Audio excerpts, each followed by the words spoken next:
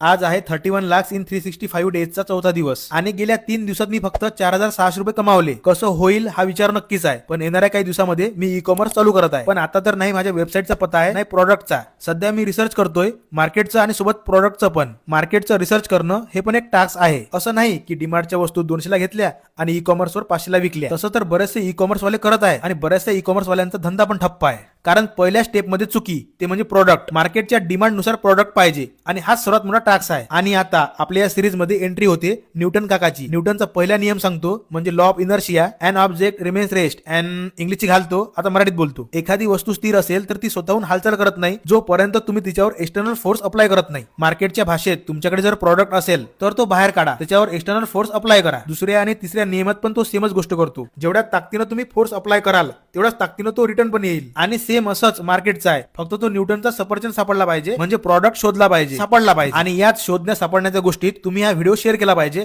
एखाद्या स्टुडंट सोबत, जेणेकरून त्याला मार्केटचं नॉलेज आणि न्यूटनचे नियम काही कानावर पडन. आजची कमाई झालेली आहे 340 रुपये आणि टोटल आहे माझ्याकडे 4940 रुपये.